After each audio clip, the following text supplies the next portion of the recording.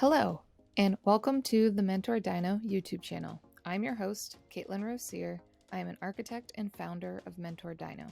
Each week, I interview amazing professionals in and around the architecture, engineering, and construction industry to help foster learning, growth, and inspiration in others.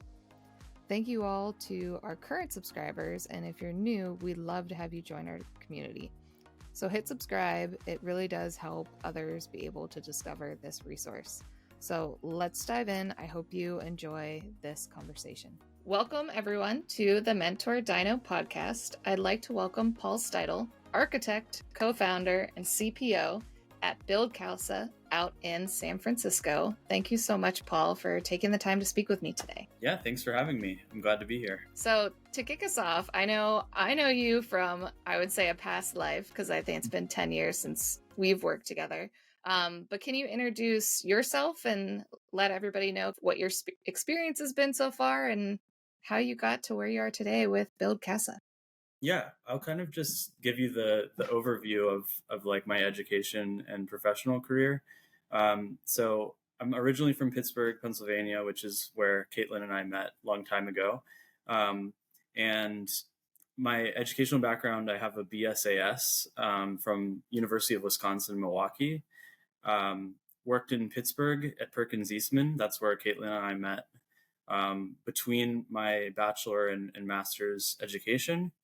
I was there for about 3 years, working primarily in the senior living sector.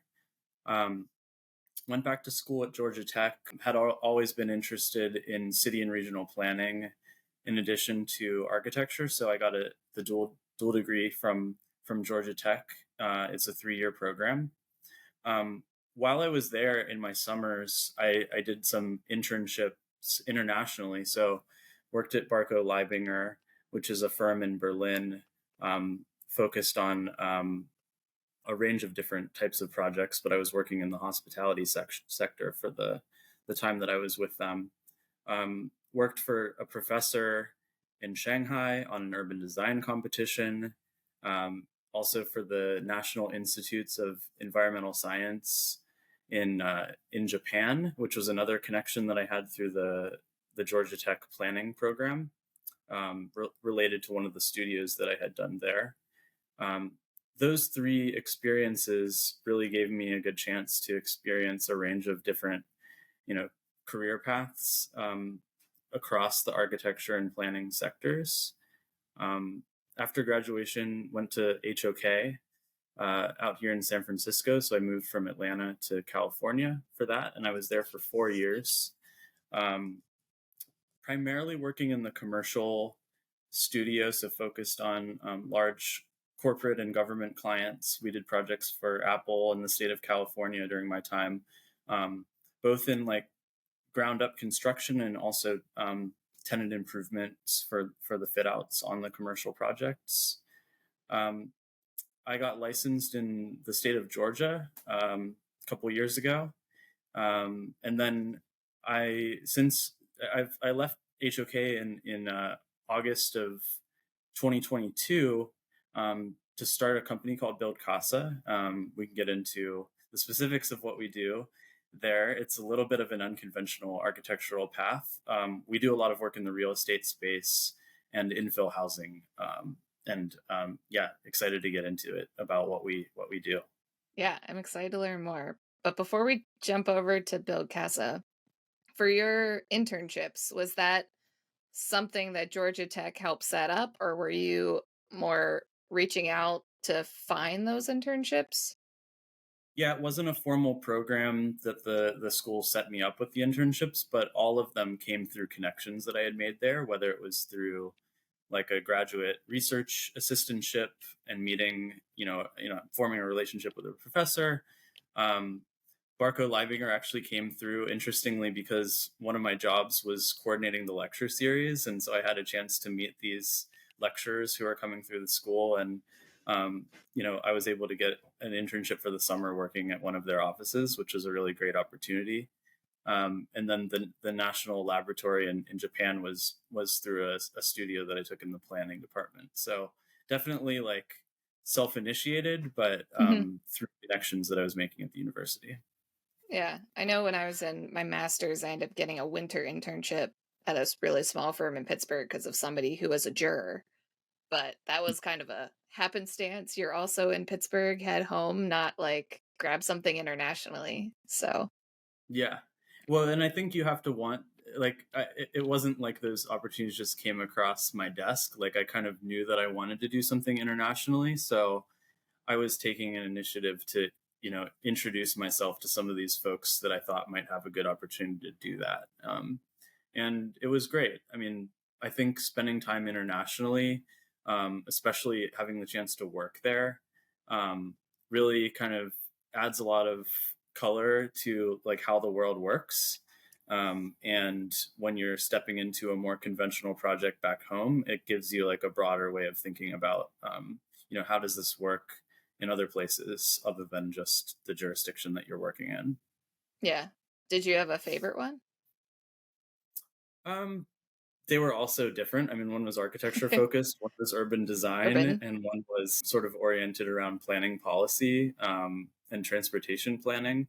So I would say, the architecture and the urban design is a little bit more oriented around like the steps that I've made in my career afterwards. But what we're doing now actually has a big policy component, and being able to work with like a government agency like had an impact on my ability to know how to coordinate with folks on the governmental side as well. Yeah. And just, I know a little bit about Build Casa. So it's kind of interesting to see how all these experiences have kind of almost funneled together. Some things aren't perfect with it, but you never know kind of where that career path is. Um, Definitely. I know you also worked a bit prior to going back for your master's. Yeah. Um, how was adjusting back to school?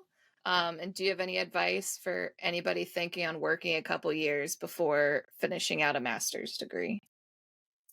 Yeah, that my advice on this subject like has always been the same, which is like it's always a good experience to work a little bit between programs. I know that there can be a benefit to just, charging ahead. You're already in a program, you can see the finish line. And that might be a good option for some people that are like in a program that's designed to get them done quickly. But mine wasn't actually. The program that I was in was, there was no 5 year option. It was either a 4+2, and I had done the 4 years up front, um, and took the opportunity to go back to work. Um, Coming back to grad school after working for a couple of years, just I feel like I got a lot out of the graduate school experience. Um, I think at first I might have been a little bit frustrated because I felt like I didn't need to go back to school. I had learned a lot. Um, I was working and getting professional fulfillment, working at a big firm. And then here's this requirement that says your 4 year degree isn't good enough for licensure. You have to go back to school. But once I was there, I kind of realized that there was a lot more left to learn. And like, ended up even going into the dual program and taking on a whole second degree because I was really excited to keep learning about other things that I hadn't experienced yet. Yeah. Do you think you would have done a dual degree if you were jumping and just trying to go straight into your master's? Um, it's hard to say. I chose to do the dual path after being in the program for a year, so it wasn't something I set out to do from the beginning, but I was aware that it was an option. Hmm. And once I was like just the nuts and bolts of it, once I was realizing how many courses would kind of like double count towards both programs, and that there was a pathway to me doing what's typically a 4 year 2 master program in three. Um, I felt like that was a good move to do. Yeah. And there's a Um, lot of different dual options too for anybody thinking about doing a dual master's. Because I know Kent had a dual MArch MBA. They had launched a healthcare dual degree while I was there, and they also started landscape masters. They were starting to do just a lot more duals as part of the mhm. masters to go beyond the MArch. You don't realize kind of all the different facets when you're in a bachelor's degree to where it Yeah, can go. and now that I'm running this business, I'm realizing that doing that planning degree was sort of fundamental to my ability to do this. Hmm. Um, it was pitched to me originally, when I'm talking to program directors and things like that, as, this is great job security. We don't know what's in store for the economy. Rather than just having an architecture background, you can have flexibility to do other things. The value that I've actually gotten out of it is simply learning more things, like whether that's a kind of form of job security or just having like a wider breadth of skills and like the ability to look at a real estate pro forma and understand how that works, or digging deeper into planning code and not just learning like how to interpret it on an architectural project, but like understanding how those bills are formulated and how ordinances are passed and things like that. Like that's sort of been fundamental. And I wouldn't be the same kind of business leader and owner if I hadn't had that dual background. Yeah. Were there any projects you worked on the formal architecture firm side Mhm. that were your favorites or really guided that path to start this company?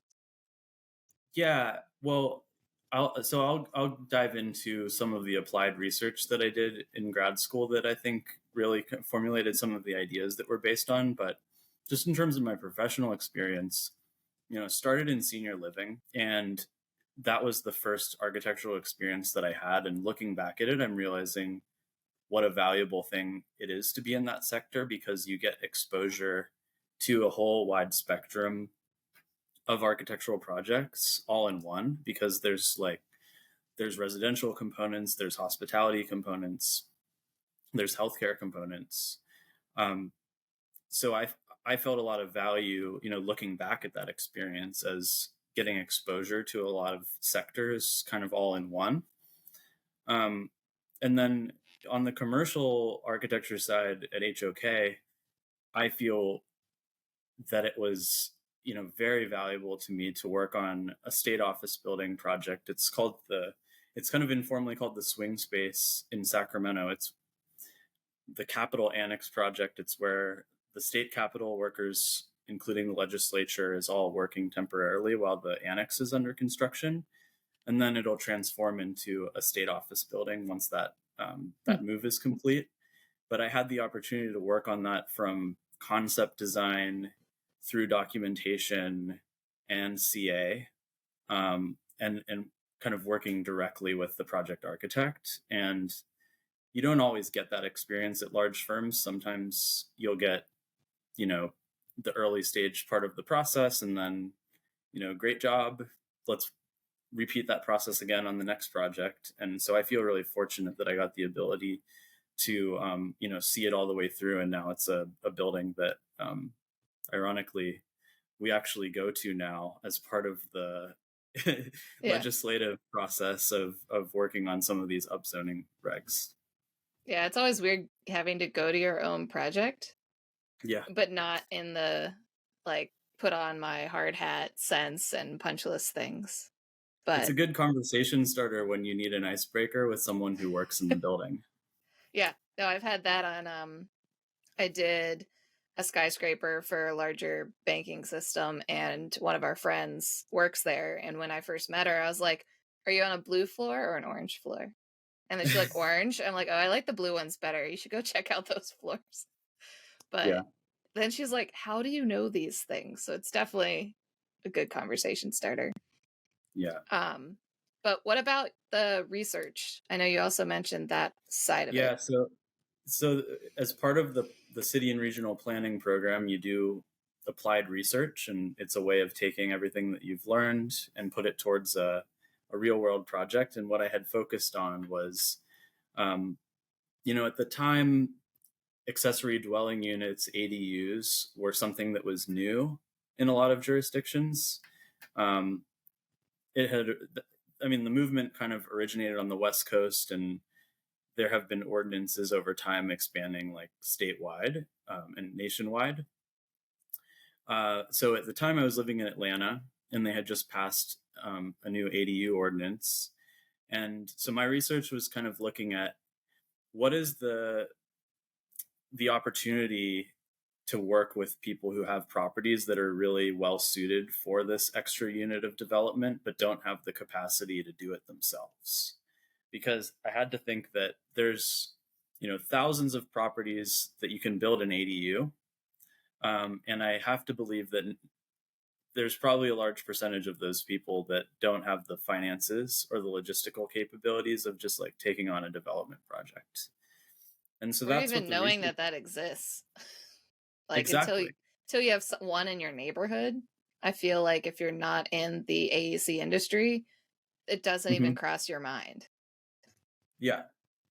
And this has been, I think, a dynamic that has played out as ADUs have gained in popularity is that if you look at the uses for them, there's a lot of rentals. Like people are building them for rentals. But it's a lot of the ADUs that folks are building are just like essentially extra space for their families. An exercise room or a studio space or something like that.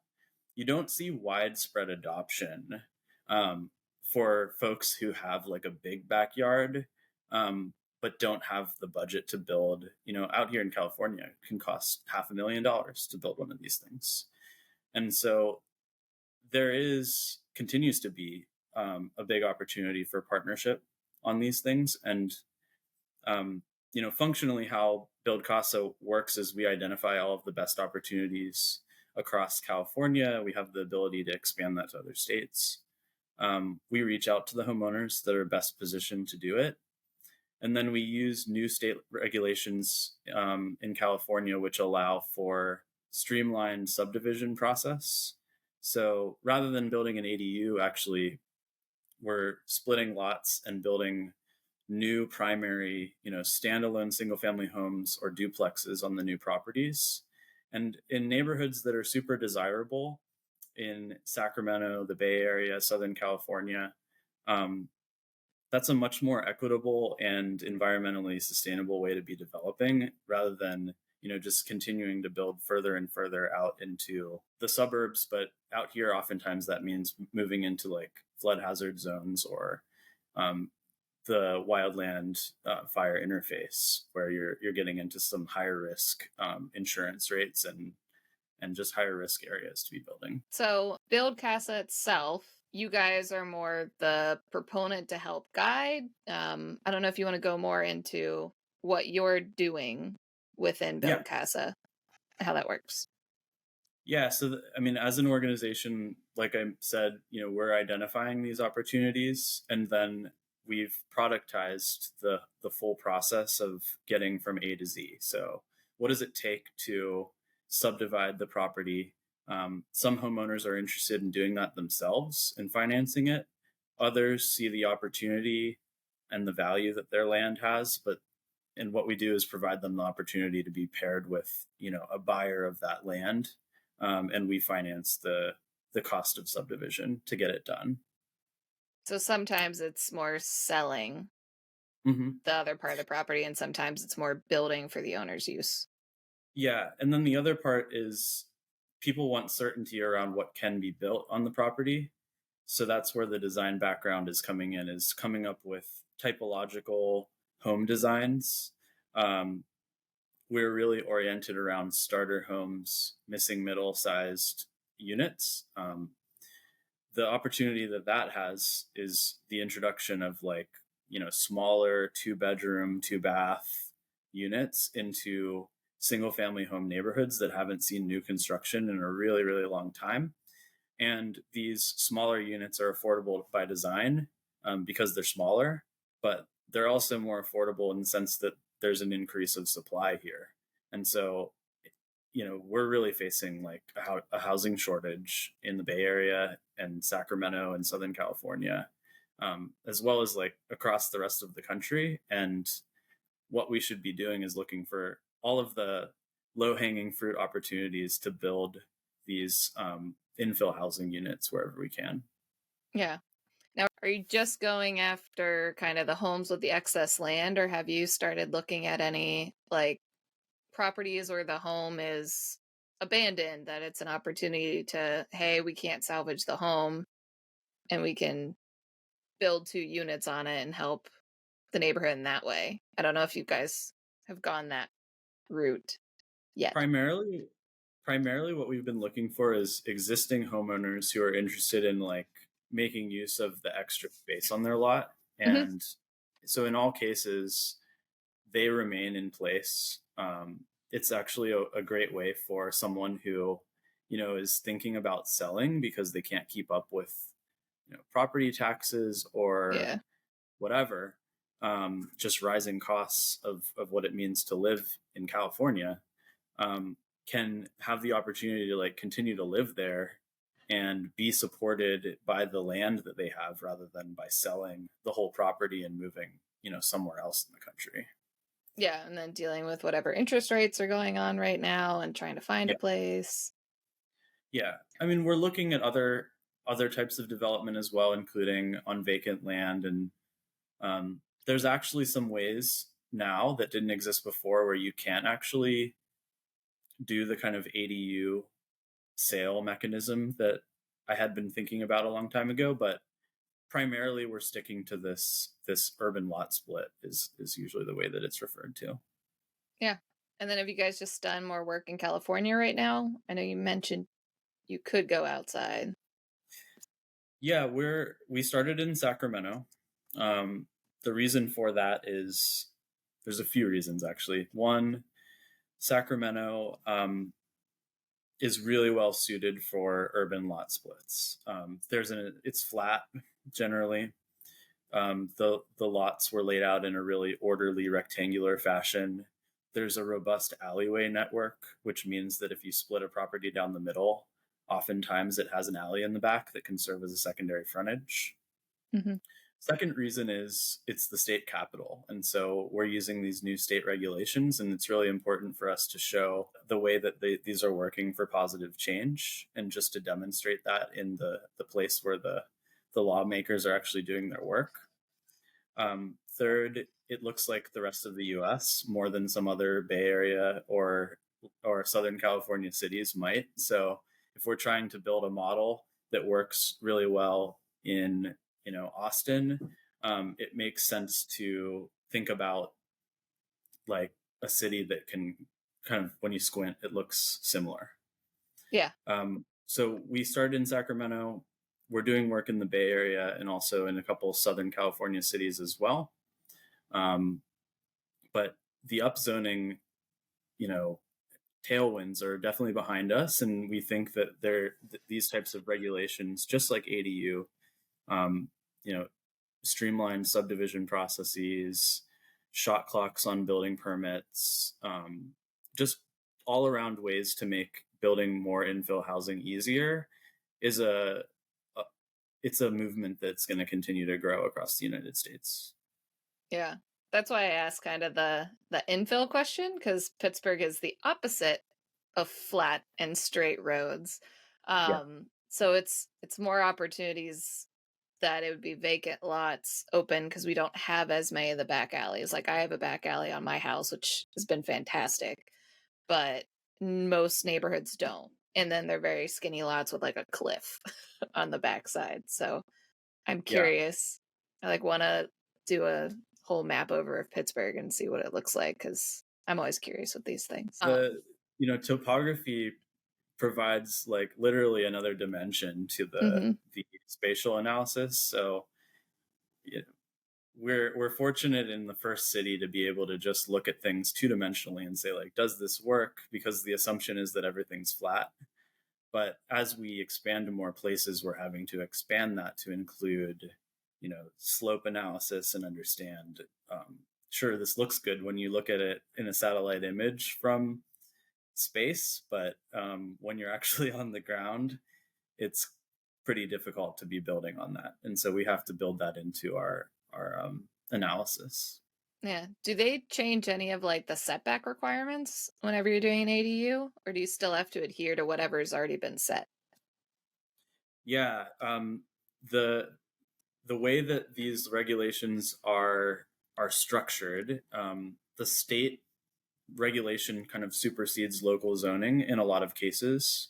So, as an example, if you're building an ADU, you're not subject to the local requirements for side and rear setbacks. You are for front.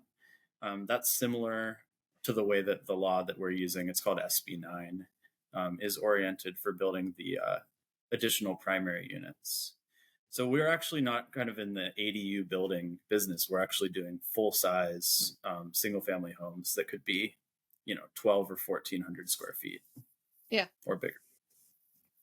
And then backing up a little bit, how did you decide to leave HOK and start Build Casa? Because it's a big jump to start on your own. Yeah. Well, a lot of the ideas were brewing, obviously, from some of the previous research that I had done. And after graduating, I actually kind of explored, like, what does it mean to take this research and turn it into a business? And um, I kind of gave myself a window of time to explore what that would mean.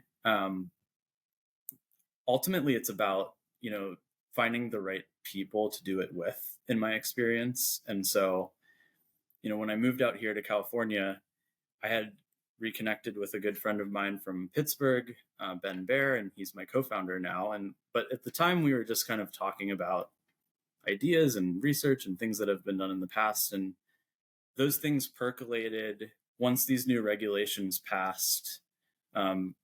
He kind of, pushed me and challenged me on, like, would you be interested in trying to do this? And you know, starting a business with someone who's done it before, especially in the startup space, is really important. And I take a lot of, um, I look to Ben's experience to inform like a lot of the way that the business runs. Architects, I don't know for what reason, but like thinking about architecture as a product or thinking about marketing as sales is like a dirty word. And I think that can be really challenging when you move from like the architecture world into, you know, tech Mm-hmm. generally, or like into starting a business of your own of any type. And so being challenged to think about, what are the ways to take the architectural background that you have, um, and productize that. And that's not a bad thing. That's a good thing because it's going to like create more home ownership opportunities, and, meeting all of the right people along the way, to like, to invest in the company and also to like advise us along the way on the best ways to do that has been a Yeah. collaborative effort. So what's Ben's background in? So Ben previously was the CEO of Spin, which is the scooter company. I think they had Mm-hmm. an operation in Pittsburgh as well.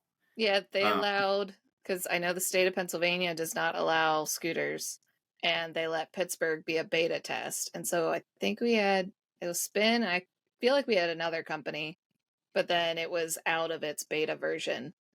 yeah, And the government hasn't changed. So all the scooters are gone. You still see some that are sporadically left behind that weren't picked up, but they were yeah, fantastic. yeah. And so his background, obviously, like being in this micro mobility space, you have a lot of interface with governments. And, my understanding of Spin is that they positioned themselves with local governments as being, a cooperative partner, Mm-hmm. especially relative to some of the other scooter companies, which I don't know if you've heard stories, but I think a lot of them were kind of in the camp of, you know, uh, beg for forgiveness rather than ask for permission in terms of like launching. And so um, he's basically been involved in these startups that have, strong missions and are also just regulatory slogs in some ways. Like what we're doing is not easy. And I think he's interested in taking on these big challenges that have a real world impact, um, and has really led the company well. Yeah. Is he still with Spin and doing this too? Nope, Or is he we're full both on? full time. Mm-hmm. Do you have any advice for anyone looking to start their own company besides finding a Ben? I would say like have conversations with a lot of people, to learn. Don't be afraid to just network and ask questions of people. um, whether you think of this person as someone that you want to partner with in the future, or if they're just someone who can provide you really sound advice in an area that you don't know a lot about. That's one thing I've learned. We move quickly and we just like do it. Like we just set meetings up with people and have lots of conversations if we think that they can be informative to what we're doing. Yeah, that would be my advice, is just like talk with lots of people, have lots of conversation, and try not to fall into, like, don't rely on the opinions of people that like are preconditioned to reinforce you. um like the mom test, you need to like be sense checking ideas against critical voices. We definitely consult with people that really understand marketing the type of product that we offer. And it's radically different than the way that architects would market themselves. Um, and but interestingly, like, it generates a lot of architectural leads. So Hmm. it does make me wonder what the industry could learn from selling themselves better, like explaining what they do to the right people in a more targeted way. I don't know if there's a reluctance to do that within some firms, just because it doesn't feel like you want people to come to you. You don't want Yeah. to like go to them and like try to pitch them on why you're like a great service for them. But it seems like money well spent to me, to Yeah. have really simple outreach to people that are really good fits for your business. Yeah. And learn from other industries. Like, if we just kind of stay in our own little nucleus, like, we only have our own ideas, but we're out of the box thinkers, but then we don't go out of the box to think of it Mm-hmm. from a business sense, which I find ironic. But switching gears a little bit, I know you've changed cities a number of times between your Mm-hmm. career and education. Do you have any advice for those that have a network somewhere and move to a new city, and how to kind of start building that network again? Mm-hmm. Um, I mean, my process for that has been mostly leaning on my network of people that I've known in the past. And also, if I join a new company, don't be afraid to go to like the events and meet everyone and try to understand what your mutual connections are with them. I haven't had like a specific professional organization that I'd like go to all of their events. Part of that could be COVID related, just because like I joined one and then everything fell apart. And so I Yeah. I like had to network in different ways. Mostly has just been being social with people in my field, saying yes to like holiday party invitations from your GC, like even if you don't want to go, it makes a lot of sense to go and say yes to those types of things if they're an option, because you never know where the conversations are going to lead. Yeah. And who you're going to meet along the Yeah. way. And with a new Yeah. business, it's kind of like, okay, well, what if they want to build something off the back of their lot, or what's happening over there? Yeah. Yeah, definitely. I mean, when you get into a specific discipline area, like we're overlapping a lot with planning groups and YIMBY groups and surveyor networks and things like that, it makes sense to, attend conferences, stay in the loop with what's going on in those fields. But more generally, just as an architect, it was just like say yes when you're invited to something, because you never know like who you might meet there. How has it been moving from being an employee to owner? It's been a big change. Architecture is a pretty slow moving field. And so at all stages of my career, I kind of felt like, what's the pathway to becoming like a principal in my firm? And when it became like very acutely obvious to me was when we started working for tech clients. And so like we would be in client meetings, and the client who was calling the shots was like 10 years younger than me. And I'm thinking it was like my first experience seeing people who were younger than me with a lot more responsibility in some ways. And I've continued to see that people who are in tech like fall into that category, where they're like straddled with a lot more responsibility and oversight at an earlier stage. Um, so I've really like entered into that world, and it's not to say that I didn't feel prepared based on my architectural experience. Like I had a good deal of responsibility at the places that I was working at.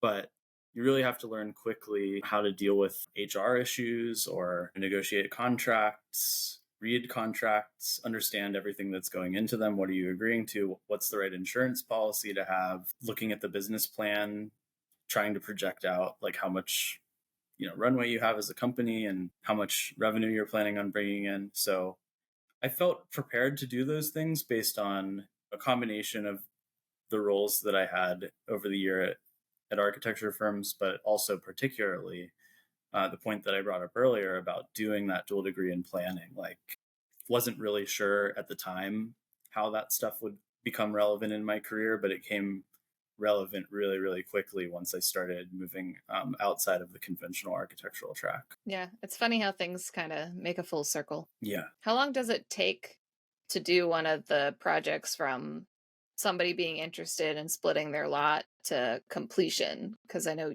you were more in bigger architecture companies, which tends to mean larger scale projects, which mean multiple years Mm-hmm. between design, documentation, and CA. So what's that Yeah. kind of like difference in time turnaround? Yeah.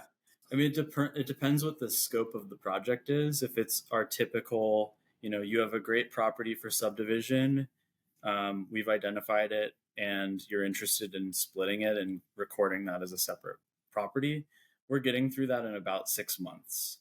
And that's a lot faster than it used to take prior to these regulatory reforms. There used to be, that could take well over a year to do in the past. And it would be subject to environmental review and planning commission and public hearings and things like that. The regulation has removed a lot of the individual pieces of that process, and so we're able actually to get our core approval from submission to approval in about 45 days on average, which is really awesome. And then the rest Mm-hmm. is kind of a combination of either part of the bureaucratic recording of the new lot process, or just the time that it takes to prepare the documentation and survey and things like that. Um, the latter half of that, the things that we have control over, we are laser focused as a company, is like, how do we improve our process so that we can do the things that are within our control um, as fast as possible, and get that out of our court, so that it could be in review at an earlier stage. So I think that we'll be able to make progress and get that timeline down even less. But for now, that's what it is. Yeah, because you're still working out being a newer company and figuring out your system and how to be more efficient. But that's definitely a lot faster than the bigger scale projects. So, Yeah, and then single family residential homes, they don't take that long to permit and build. So once these lots are created, you've got a house on the new lot within a year, if everything is like hitting its marks exactly the way that it should be. so what else am I missing on the Build Casa process? I think one other interesting historical context to the company is that a lot of the types of infill housing that we're building was really common 100 years ago. And so we're focused on these starter home sized infill housing options like townhouses and up down duplexes. When I was at UWM, I lived in Milwaukee. The stacked up down duplex is probably the predominant housing type in Milwaukee. And what we're finding is that, like, at the turn of the 20th century, there was a lot of this stuff happening. And over the course of the 20th century, the rules that have been put in place have basically made it harder and harder to do some of these infill housing typologies that are really core to fixing the housing supply issue and crisis that we're in. And so I definitely see these regulations as a really monumental shift in the way that we're doing things, in that they're streamlining and lifting some of the regulations that have been preventing these. But I don't see it as a fundamentally new thing. Core American values of housing that guided the way that we build our cities for a really long time. And I think that that's a robust history that we tie into as a company. The designs that we put out are all grounded in these like historical typologies, and we're not trying to reinvent the wheel. What we're trying to do is build a really great housing unit that fits in with the neighborhood, and taps into some of these interesting historical ways of development. Um, One other interesting historical tidbit is, in Milwaukee, I took this vernacular housing class, and Thomas Hubka, I think Professor Hubka, led this course, and we focused on the Polish flat in Milwaukee, which was a really interesting house where the family would have a lot. They would purchase a lot. They would build a house, like a 1-story simple cottage on the property, and then whenever they accumulated the resources to build more, they would jack the house up a story and build a unit underneath. And then Interesting. if they continued to accumulate more resources, they would actually lift the house up, move it to the back of the house property, and then build a new house in the front. And so that's really inspirational to me that was happening like 100 years ago. And I think that the reforms that are happening now are enabling that sort of ingenuity, which is interesting to call it an ingenuity when it's something they were doing 100 years ago, but they haven't done it in a long time. And I think that we're trying to tap into that. Yeah. Because I wouldn't have thought they would jack the house up and build underneath. I thought you were going to say, they just pop off the roof and add on top of it. I don't know what the technological limitations at the time was, but apparently that was the way that they did it at the time. Yeah, but I have seen houses get moved because when Mm-hmm. I think it was more the end of my time at Kent State, and they were starting work on the new architecture building, and they actually moved some houses. And so you got to see them like jack it up, put it on like trailers and shift it down the street. And it was just kind of eye-opening to see like, oh, you could just pick up a house and move it. It's crazy what you can do with these things that you don't typically see, so you just don't think of it. You just have to move it really slowly. That's the Oh yeah. key. um, and I always like wrapping up my podcast with this final question, and it's, what advice do you have for young professionals just starting their careers? My advice would be take the opportunity to travel. If you have the opportunity to work in an environment that's like outside of, your typical one, that's also a really, really important thing. Those experiences working abroad really shaped my understanding of what's possible. Sometimes you need to see how they do development in other countries to understand like what's possible here. My wife's Greek. We spend a lot of time in Greece. There's really interesting histories in Greece about how they kind of addressed immigration and of refugee crisis throughout the 20th century by empowering people to build more on their land. And so we've, I find a lot of inspiration in that. And also, looking at things like single stair reform, not having to have 2 stairs in a small building opens up the possibility of home ownership like that. So that would be my advice. My like number one advice is just to like see more things. Or if you can't see more things and do it, to like read about them and to like learn about what's happening elsewhere, because there's a lot of dynamic solutions to the problems that exist in society, and like you're not going to learn the best one by just looking, around the corner. You might have to look a little bit further. Yeah. Or even if you can't get internationally, think even in the States, Yeah. like trying out different cities, and they all have their own little quirks and different dynamics. Like, yeah, it's still the States, and it's not going to be as different as you going over to Germany or going over to Greece and seeing how they build. But I think just, YouTube, like I watch YouTube a lot more than Netflix, and there's like so much that you can learn by just like learning about random things that are happening all over the place. And I just think in general, it's like great to learn about the way that things are happening, whether you're able to like physically travel there or not. I don't think that's the important part, but just you're facing a problem and looking outside of the immediate paradigm to like be able to come up with the best solution for it. Yeah, that's great advice. Now, if anyone loved our conversation today or wants to contact you regarding their own property for Build Casa, what is the best way to get a hold of you? Yeah, I mean, the best way is just to go to buildcasa.com. If you're in California, we have like an instant checker on the website that will put you into the check it to see if it's eligible, and if it is, you'll definitely like hear from us with a specific plan about how to best utilize the extra space on your property.